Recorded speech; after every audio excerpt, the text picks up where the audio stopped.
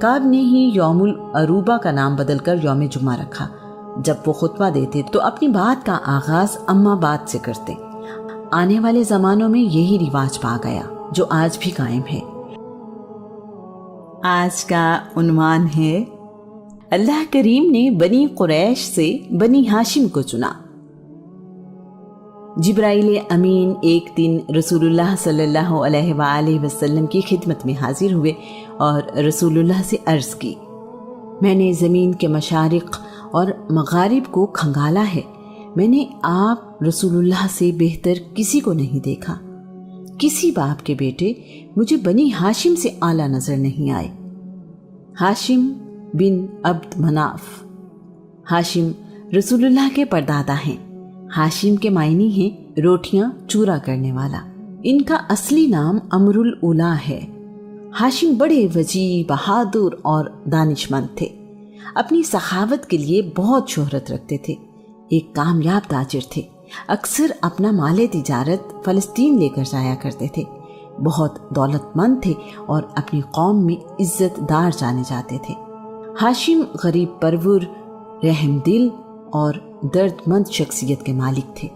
ہاشم پیدا ہوئے تو ان کا جڑواں بھائی عبد شمس بھی پیدا ہوا۔ ہاشم کی ایک انگلی عبد شمس کے پہلو سے جڑی ہوئی تھی، جسے کاٹ کر الگ کیا گیا۔ ہاشم بھائیوں میں سب سے بڑے نہیں تھے، لیکن اپنے قبیلے کے سردار ہوئے۔ عرب میں قبیلے کا سردار ہونے کا کوئی نظام نہیں تھا۔ ہاشم کا چہرہ بہت روشن تھا، بہت جاذب نظر تھے۔ جو کوئی ہاشم سے ملتا بہت متاثر ہوتا۔ آپ مسافروں کے ذمہ واجبات اپنی جیب سے ادا کر دیا کرتے تھے۔ اس زمانے میں یہ بہت بڑی سخاوت تھی۔ آج کل کی طرح بینک یا رقم بھجوانے کا کوئی طریقہ نہیں ہوا کرتا تھا۔ دیار غیر میں ایسی مدد ملنا بہت بڑی بات تھی۔ ہاشم میں ان کے دادا قصی کی بہت ساری خوبیاں پائی جاتی تھیں۔ وہ نہ صرف حاجیوں کے لیے کھانے کا انتظام کرتے، بلکہ مکہ کے غریبوں کے لیے ان کا دسترخوان ہمیشہ بچھا رہتا تھا۔ انہیں اپنے لوگوں کی بہت فکر رہتی۔ ہاشم نے اس بات کا انتظام کیا کہ تجارتی قافلے مکہ سے سال میں 2 بار دوسرے ملکوں کو جایا کریں۔ قرآن مجید کی سورہ قریش میں دونوں سفروں کا ذکر کیا گیا ہے۔ انہوں نے گرمیوں میں شام کی طرف جبکہ سردیوں میں تجارتی قافلہ یمن کی طرف بھیجنا شروع کیا۔ ہاشم نے اچھی سفارتکاری کرتے ہوئے شہنشاہ روم سے اس بات کی اجازت لی کہ قریش کے تجارتی قافلوں سے ٹیکس نہ لیا جائے۔ حبشہ کے بادشاہ سے بھی ایسی تجارتی رعایت لی۔ آج کے زمانے میں ہم اسے موسٹ فیورڈ نیشن سٹیٹس کہتے ہیں۔ انہوں نے دیگر ممالک سے بھی تجارتی معاہدے کیے۔ اس وجہ سے مکہ میں خوشحالی آئی۔ عرب میں راستے غیر محفوظ تھے اور تجارتی قافلے لٹ جانے کا خطرہ رہتا تھا۔ ہاشم نے بذات خود پورے عرب کے دورے کیے، قبیلوں سے معاہدے کیے کہ وہ قریش کے قافلوں کی حفاظت کریں گے، جس کے بدلے میں قریش ان قبیلوں کے پاس خود جائیں گے اور تجارتی خرید و فروخت کریں گے۔ ان معاہدوں کی وجہ سے قریش کی تجارت محفوظ رہی۔ ایک بار مکہ میں سخت قحط پڑا، نوبت فاقوں تک پہنچ گئی۔ لوگوں کو کھانے پینے کے لیے کچھ نہیں ملتا تھا۔ ہاشم مکہ سے شام گئے، وہاں سے خشک روٹیاں اور اناج خرید کر لائے۔ مکہ واپس آئے تو حج کے دن تھے۔ مکہ والوں کے علاوہ پورے عرب سے لوگ آئے ہوئے تھے۔ روٹیاں بنتی، اونٹ ذبح ہوتے اور لوگوں کے لیے دسترخوان بچھے رہتے۔ دعوت عام تھی کہ سب اپنی بھوک مٹائیں۔ اونٹ کے گوشت کا شوربہ بنایا جاتا اور اس میں روٹیاں چورا کر کے ڈالی جاتی۔ آپ کو اسی وجہ سے ہاشم کہا جانے لگا۔ ہاشم کی وجہ سے ہی رسول اللہ رسول ہاشمی کہلائے۔ ہاشم کو اپنے لوگوں کی خدمات کی وجہ سے ابو البطحاء اور سید البطحاء بھی کہا جاتا ہے۔ بطحاء وادی مکہ کا ہی نام ہے۔ ہاشم نے یثرب یعنی مدینہ منورہ میں بنی خزرج کے ایک خاندان بنی نجار کی خاتون تاجر سلمہ بنت عمر سے شادی کی۔ سیدہ سلمہ نے شادی کرتے وقت یہ شرط رکھی کہ وہ آزادی سے اپنا کاروبار بھی کرتی رہیں گی اور یثرب نہیں چھوڑیں گی۔ ہاشم نے ان کی شرط قبول کر لی۔ سلمہ سنجیدہ، تجربہ کار اور باتدبیر خاتون تھی۔ ان کے ہاں 472 عیسوی میں ایک بیٹا پیدا ہوا۔ یہ شیبہ یعنی عبد المطلب تھے۔ ہاشم نے 32 سال کی عمر میں غزہ فلسطین میں وفات پائی۔ اور وہیں دفن ہوئے۔ ہاشم کی عبد المطلب کے علاوہ اور بھی اولاد تھی، لیکن بعد میں ہاشم کی اولاد میں صرف عبد المطلب کی نسل ہی باقی رہی۔ عبد المطلب بن ہاشم۔ عبد المطلب رسول اللہ کے دادا ہیں۔ ان کا اصل نام شیبہ ہے۔ جب وہ پیدا ہوئے تو ان کے سر پر چند بال سفید تھے، اسی نسبت سے ان کا نام شیبہ رکھا گیا، جس کا مطلب ہے بوڑھا۔ ان کی ولادت یثرب یعنی مدینہ منورہ میں ہوئی۔ ہاشم کے 3 بھائی ہیں جن کے نام عبد شمس، مطلب اور نوفل ہیں۔ عبد شمس اپنے کاروبار کے سلسلے میں زیادہ تر یمن اور ملک شام میں رہا کرتے تھے، جبکہ نوفل تجارت کے لیے زیادہ وقت عراق میں گزارا کرتے تھے۔ ہاشم کی وفات کے بعد ان کے بھائی مطلب بن عبد مناف قبیلے کے سردار بنے۔ شیبہ اور ان کی والدہ سلمہ یثرب میں ہی رہنے لگے۔ اس دوران 8 سال کا عرصہ گزر گیا۔ قبیلہ بنی حارث بن عبد مناف سے تعلق رکھنے والے ثابت بن منذر یعنی شاعر رسول حسان بن ثابت کے والد نے دیکھا کہ نہایت خوبصورت اور جاذب نظر بچہ تیر اندازی کر رہا ہے۔ جب اس کا تیر نشانے پر جا کر لگتا تو فخریہ کہتا ہے، میں ہاشم کا بیٹا ہوں، بطحا کے سردار کا بیٹا۔ مکہ جا کر ثابت بن منذر اپنے دوست مطلب سے ملے اور ساری بات انہیں بتائی۔ ساتھ ہی کہا، یہ مناسب نہیں کہ ہاشم کا بیٹا غریب الوطنی میں زندگی گزارے، اسے جا کر اپنے وطن واپس لائیے تاکہ وہ بھی اپنے باپ دادا کی زمین اور خاندان میں پلے بڑھے۔ مطلب نے جواباً کہا، میں ابھی یثرب جاتا ہوں اور اپنے بھتیجے کو لے کر آتا ہوں۔ شیبہ کو مکہ لانا آسان کام نہیں تھا۔ سیدہ سلمہ ایک کامیاب تاجر خاتون تھی، سمجھدار اور خوددار تھی۔ سلمہ کی اپنے بیٹے سے محبت، شیبہ کی یثرب میں پرورش، نانا کا خاندان اور اس شہر سے لگاؤ، سب اس میں رکاوٹ تھے۔ مطلب کی درخواست پر سیدہ سلمہ نے انکار کر دیا۔ مطلب 3 دن یثرب میں رکے رہے۔ آخر کار انہوں نے اپنی بھابھی کو قائل کر لیا۔ سلمہ نے خود تو مکہ آنے سے معذرت کر لی، لیکن بیٹے کے مستقبل کی خاطر مطلب کے ساتھ مکہ بھیج دیا۔ مطلب مکہ میں داخل ہوئے تو شیبہ ان کے ساتھ اونٹنی پر سوار تھے۔ آپ جدھر سے گزرتے لوگ پوچھتے، یہ کون ہے جو تمہارے ساتھ اونٹنی پر سوار ہے؟ مطلب جواب دیتے، یہ میرا عبد یعنی غلام ہے۔ مطلب اپنے گھر گئے تو بیوی کے پوچھنے پر بھی یہی جواب دیا۔ شیبہ کو نہلا دھلا کر نئے کپڑے پہنائے گئے۔ مطلب ان کو لے کر باہر آئے اور اعلان کیا، یہ شیبہ ہے، میرے بھائی ہاشم کا بیٹا۔ عبد المطلب یعنی مطلب کا غلام ایسا مشہور ہوا کہ شیبہ اسی میں گم ہو گیا۔ تاریخ انہیں عبد المطلب کے نام سے ہی جانتی ہے۔ ہاشم کی وفات کے بعد ان کی ساری ذمہ داری ہاشم کے چھوٹے بھائی مطلب نبھاتے رہے۔ عبد المطلب جوان ہوئے تو انہوں نے ہاشم کی جائیداد اور تمام مناصب اپنے بھتیجے عبد المطلب کے حوالے کر دیے۔ ہم اس بات کا ذکر ایسی زمین جہاں کوئی کھیتی باڑی نہیں میں کر چکے ہیں کہ بنی جرہم وقت گزرنے کے بعد اپنے وعدے پر قائم نہ رہے۔ انہوں نے زمزم کے چشمے پر قبضہ کر لیا۔ بنی جرہم کی حکومت تقریباً 450 سال تک مکہ پر رہی۔ مکہ آنے والے حاجیوں پر ان کا ظلم اور زیادتیاں بہت بڑھ گئیں تو اللہ کریم نے ان سے حکومت چھیننے کے انتظامات کر دیے۔ عبد المطلب سے 500 سال پہلے بنی جرہم، بنی اسماعیل اور بنی خزاعہ میں لڑائی ہوئی۔ اس وقت بنی جرہم کا سردار عمر بن حارث جرہمی تھا۔ بنی جرہم کو جب اپنی شکست یقینی نظر آئی تو انہوں نے کعبہ میں موجود نوادرات چشمہ زمزم میں پھینک دی۔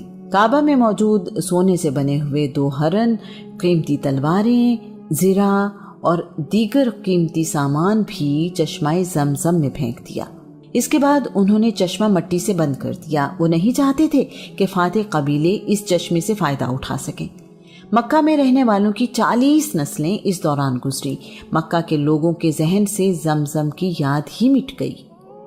عبد المطلب ایک رات حتیم میں سو رہے تھے کہ خواب میں کسی نے چشمہ زمزم ڈھونڈنے کو کہا۔ وہ ایسا خواب 3 رات دیکھتے رہے۔ انہوں نے 4تھی رات بھی ایسا ہی خواب دیکھا۔ عبد المطلب اپنا خواب یوں سناتے ہیں۔ میں نے خواب میں پوچھا زمزم کیا ہے؟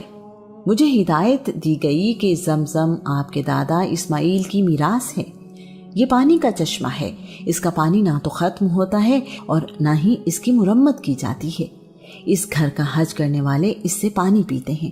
یہ کعبہ کے اندر گوبر اور قربانی کے جانوروں کے خون کے درمیان کی جگہ میں واقع ہے، جہاں کالا کوا اپنی چونچے مار رہا ہے، چیونٹیوں کی بستی کے بالکل قریب۔ اسی خواب میں عبد المطلب سے کہا گیا یہ پانی تمہارے پینے کے لیے ہے اور تمہارے بعد تمہاری اولاد کے پینے کے لیے ہے۔ اگلی صبح عبد المطلب اپنے بیٹے حارث کو ساتھ لے کر یہاں پہنچے۔ اس وقت تک عبد المطلب کا ایک ہی بیٹا تھا۔ لوگوں نے عبد المطلب کا مذاق اڑایا۔ عبد المطلب کو احساس ہوا کہ ان کا ایک ہی بیٹا ہے تو انہوں نے 10 بیٹوں کے لیے دعا مانگی۔ کعبہ کے صحن میں جہاں جانوروں کی قربانی کی جاتی تھی اس کے قریب ہی ایک کوا مٹی میں چونچ سے کھدائی کر رہا تھا۔ اس کے پاس چیونٹیوں کا بل بھی نظر آیا۔ کھدائی کرنے کے لیے کدال ان کے پاس تھی۔ یہ کوئی آسان کام نہیں تھا۔ مکہ کے لوگ اس بات کے مخالف تھے، انہیں یہ سب بیت اللہ کی بے حرمتی لگتا تھا۔ عبد المطلب نے کسی کی پرواہ نہ کی اور اپنے بیٹے کے ساتھ کھدائی شروع کر دی۔ نرم مٹی ختم ہوتے ہی یہ کام اور بھی مشکل نظر آنے لگا۔ ایسا لگتا تھا کہ یہ کوشش بے معنی ہے۔ جب کھدائی کافی گہرائی تک ہو چکی تو پانی کی وجہ سے زمین کی سطح گیلی نظر آئی۔ قریش کے باقی قبیلے کامیابی قریب دیکھتے ہوئے مطالبہ کرنے لگے کہ پانی کا کنواں ہم سب کے باپ کا ہے، اس میں ہمیں حصہ دیا جائے۔ عبد المطلب نے صاف انکار کر دیا۔ انہوں نے کہا یہ اللہ کا مجھ پر انعام ہے، میں کسی اور کو اس میں شریک نہیں کروں گا۔ جھگڑا زیادہ بڑھا تو طے پایا کہ ہم کسی سے فیصلہ کروا لیتے ہیں۔ لڑائی سے بچنے کا واحد راستہ یہی تھا۔ قبیلہ بنی سعد بن حزیم کی کاہنہ کو حکم بنایا گیا۔ وہ ملک شام کی سرحد کے قریب رہتی تھی۔ اس تک پہنچنے کے لیے ایک لمبا اور صبر آزما سفر تھا۔ عبد المطلب اور قریش کے باقی قبیلوں کے نمائندے اس سفر پر نکل پڑے۔ 20 لوگ عبد المطلب کے ساتھ اور 20 لوگ دوسرے فریق کے ساتھ تھے۔ اس قافلے میں 40 لوگ شامل تھے۔ راستے میں عبد المطلب اور ان کے ساتھیوں کا پانی کا ذخیرہ ختم ہو گیا۔ پیاس نے تنگ کیا تو دوسرے فریق سے پانی مانگا۔ انہوں نے پانی دینے سے انکار کر دیا۔ یہ بڑی ہی پریشان کن صورتحال تھی۔ پیاس کی شدت موسم کی وجہ سے بہت زیادہ تھی۔ سفر جاری رہا۔ کچھ دیر بعد دوسرے فریق کا پانی کا ذخیرہ بھی ختم ہو گیا۔ اب صحرا میں زندگی کی امید نہ ہونے کے برابر تھی۔ وہی قیام کیا گیا۔ اگلی صبح جب سفر کے لیے اونٹوں کو اٹھایا گیا تو عجیب ماجرا ہوا۔ عبد المطلب کے اونٹ کے پاؤں کے نیچے سے پانی کا چشمہ ابل پڑا۔ سب حیران تھے کہ صحرا میں پانی کا چشمہ۔ عبد المطلب اور ان کے ساتھیوں نے اپنی پیاس بجھائی۔ باقی راستہ طے کرنے کے لیے اپنے مشکیزے بھر لیے۔ عبد المطلب نے دوسرے فریق کو بھی پانی پینے اور ذخیرہ کرنے کی اجازت دی۔ پانی پینے اور ذخیرہ کر لینے کے بعد دوسرے فریق نے کہا عبد المطلب اب آگے جانے کی ضرورت نہیں۔ اگر اللہ تمہیں اس صحرا میں پانی کا چشمہ عطا کر سکتا ہے تو زمزم پر ہمارا دعویٰ درست نہیں، ہم اپنا دعویٰ واپس لیتے ہیں۔ تمام لوگ یہاں سے مکہ واپس آ گئے۔ عبد المطلب نے واپس آ کر چشمہ زمزم کی کھدائی دوبارہ شروع کر دی۔ چشمہ ظاہر ہو گیا تو ایک نئے جھگڑے نے سر اٹھا لیا۔ اس چشمے سے ملنے والے نوادرات، تلواریں اور سونے کے ہرن اب لڑائی کی وجہ تھے۔ فیصلہ ہوا کہ فریقین کے درمیان فال نکالی جائے۔ فال میں جو فیصلہ ہو وہ سب کو منظور ہوگا۔ کعبہ کے فال نکالنے والے کو یہ ذمہ داری دی گئی۔ تیروں پر کعبہ، عبد المطلب اور دوسرے قبیلے لکھ دیے گئے۔ زرد رنگ کے 2 تیر کعبے کے لیے، سیاہ رنگ کے 2 تیر عبد المطلب کے لیے اور سفید رنگ کے 2 تیر قریش کے لیے تھے۔ کعبہ کے لیے فال نکالی گئی تو فال سونے کے ہرنوں پر نکلی۔ سونے سے بنے ہوئے ہرن کعبہ کی ملکیت ہو گئے۔ باقی قوم کے لیے فال نکالی گئی تو تیر خالی نکلے۔ عبد المطلب کے لیے فال نکالی گئی تو نواد رات پر نکلی۔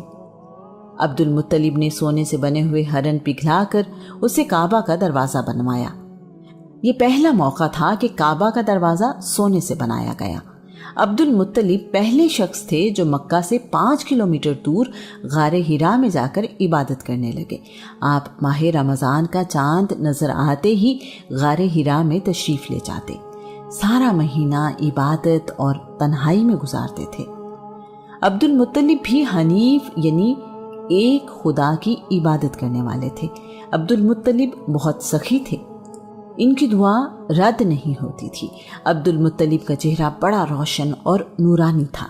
جب قریش کو قحط سالی کا خطرہ ہوتا تو عبد المطلب کے وسیلے سے بارش کی دعا مانگا کرتے، اللہ کریم بارش عنایت فرماتا۔ آپ کے چہرے سے خیر اور برکت نمایاں تھی، ان کے جسم سے خوشبو آیا کرتی تھی۔ عبد المطلب دراز قد اور خوبصورت رنگ و روپ کے مالک تھے۔ آپ لڑکیوں کو زندہ دفن کرنے والوں کو سختی سے روکتے، آپ چور کے ہاتھ کاٹ دیتے تھے۔ عبد المطلب ایک روبدار شخصیت کے مالک تھے۔ عرب کے بڑے بڑے سردار ان کے سامنے باادب رہا کرتے تھے۔ آپ نے ہی یمن سے واپس آ کر مکہ والوں کو سفید بالوں کو رنگ کرنے کا طریقہ سکھایا۔ عبد المطلب نے چشمہ زمزم کی کھدائی کے دوران دعا مانگی، یا اللہ مجھے 10 بیٹے عطا فرما، وہ میری زندگی میں جوان بھی ہو جائیں تو میں ان میں سے ایک بیٹا تیری راہ میں قربان کروں گا۔ عبد المطلب نے 5 شادیاں کی۔ اللہ کریم نے عبد المطلب کی دعا قبول کرتے ہوئے انہیں 10 بیٹے عطا کیے۔ ان کے بیٹے ان کی زندگی میں ہی جوان ہو گئے۔ عبداللہ کی قربانی کے زمانے کے بعد عبد المطلب کے مزید 3 بیٹے پیدا ہوئے جو عباس، حمزہ اور مقوم ہیں۔ عبد المطلب کے بیٹے حارث بن عبد المطلب، قاسم بن عبد المطلب، زبیر بن عبد المطلب، ابی طالب بن عبد المطلب، مصعب بن عبد المطلب، ابو لہب بن عبد المطلب، زرار بن عبد المطلب، غیداق بن عبد المطلب، حجل بن عبد المطلب، عبداللہ بن عبد المطلب، عباس بن عبد المطلب، حمزہ بن عبد المطلب، مقوم بن عبد المطلب۔ عبد المطلب کی بیٹیاں ام حکیم بیضہ بنت عبد المطلب، عاتکہ بنت عبد المطلب، امیمہ بنت عبد المطلب، عروہ بنت عبد المطلب، برہ بنت عبد المطلب، صفیہ بنت عبد المطلب۔ ابن سعد کے مطابق جناب عبد المطلب کے 13 بیٹے ہیں۔ رسول اللہ کے باپ دادا اعلیٰ روایات، ظرف، خوبیوں اور کمالات کے مالک ہیں۔ دنیاوی اعتبار سے بھی بہترین خاندان ہے۔ اللہ کریم نے اپنے رسول کو بہترین لوگوں کی نسل سے پیدا کیا۔ اپنے ہم عمر بچوں کے ساتھ کھیلتا ہے۔